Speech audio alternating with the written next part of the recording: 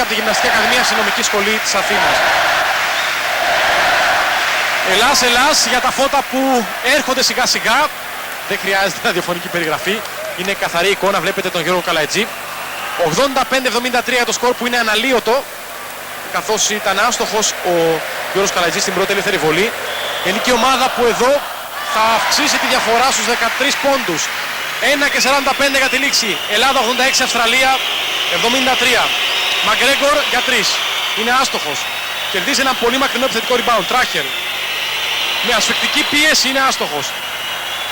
Μακίνον δεν μπορεί. Το συνεχόμενο επιθετικό rebound. Χειροκροτήματα για τον κόσμο που θέλει σε 1,5 λεπτό από τώρα να πανηγυρίσει μια από τις κορυφαίες, μια από τις μεγαλύτερες επιτυχίες στην ιστορία του ελληνικού αθλητισμού και όχι μόνο του μπάσκετ. Παπα-Νικολάου. Κύπελος και κίδες, φωνάζει ο κόσμος. Ακιούζης. Χάνει την μπάλα, την κρατά. Το φάουλ από τον Τράχερ. 1:28. Από εδώ και πέρα τα δευτερόλεπτα θα κυλούν αργά. Βασανιστικά για τους αγχωτικούς, καθώς οι Αυστραλοί θα προσπαθούν να σταματήσουν τον χρόνο. 86-73 για την ελληνική ομάδα. Ο Μιχάλης Κακιούζης στις βολές. Κακιούζης που έχει 17 με μία στη μία βολή. 8 στα 9 δίποντα, 0 στα 4 τρίποντα και 4 στα 4 rebound. Να και ο πάγκος. Άγχος θα υπάρχει μέχρι το τελευταίο δευτερόλεπτο, να είστε σίγουροι γι' αυτό. Κακιούζης είναι εύστοχος. Αυξάνει τη διαφορά στους 14. Έχει 2 στις 2 ελεύθερες. Μιχάλης Κακιούζης έτοιμος για τη δεύτερη ελεύθερη βολή. Είναι και πάλι εύστοχος, 19 προσωπική πόντη και η ελληνική ομάδα στους συν 15, 1:27 για τη λήξη. Σάνα χάνει για 3. Είναι άστοχος. Και πάλι ο Μακρέγκορ. Τράχερ για 3. Το ρεστάλα άστοχων τριπώντων συνεχίζεται από τους Αυστραλούς. Χατζής. Όμορφα για τον Παπα-Νικολάου. Εδώ οι Αυστραλοί βλέπουν ότι δεν μπορεί να γίνει τίποτε και πιστεύω ότι δεν θα μετέλθουν τη μέθοδο των φάουλων να σταματάνε τον χρόνο χωρίς να υπάρχει. Το παιχνίδι ουσιαστικά έχει τελειώσει. Η ελληνική ομάδα είναι παγκόσμια πρωταθλήτρια. Χατζής. Δεν πετυχαίνει το καλάθι. Παπα-Νικολάου το επιθετικό rebound. Νέα ελληνική επίθεση. Ακιούζης. Αφήνει την μπάλα στο καλάθι, είναι άστοχος.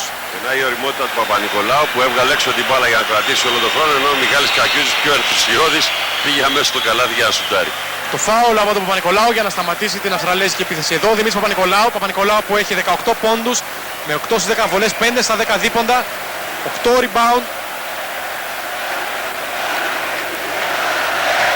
Ο κόσμος είναι έτοιμος να πανηγυρίσει μια μεγάλη επιτυχία του ελληνικού μπάσκετ. 88-73. 88-73 παραμένει. Ρετζιάς μαζεύει το αμυντικό rebound. 30 δευτερόλεπτα μόνο για την στέψη, την ουσιαστική τυπική θα έρθει αργότερα, της ελληνικής ομάδας ως κορυφαία στον κόσμο. Κακιούζης, Χατζής. Όλα έχουν τελειώσει βέβαια εδώ και αρκετή ώρα. Παπα-Νικολάου. Καλαϊτζής. 15 για τη λήξη. Να εκθιάσουμε την εκπληκτική ομάδα της Αυστραλίας, η οποία στάθηκε εκπληκτικά στο γήπεδο έξοχα. Βλέπετε ότι δεν κάνει φάουλ. Έχουν ανοίξει σαμπάνιες Λουκά στον ελληνικό πάγκο. Τρίποντο είναι εύστοχο. 3-2-1 και η ελληνική ομάδα πρωταθλήτρια κόσμου. Η ελληνική ομάδα με 91-73 πατά στον Όλυμπο του παγκόσμιου μπάσκετ. Αφήνουμε τις εικόνες να μιλήσουν για αυτά τα τρομερά μωρά του παγκόσμιου μπάσκετ. Ο Παπαδάρτος, ο Τσιρικοτάκης, ο Παρλάς, ο Παπα-Νικολάου, ο Καλαϊτζής, ο Χατζής, ο Καμαριώτης, ενώ πέσαν και τα φώτα, ο Σούλης, ο Δέσπος, τίποτα δεν έχει πια σημασία. Ο Καράγκουτης, ο Ρετζιάς, ο Κακιούζης, τα παιδιά του Γιώργου Προεστού.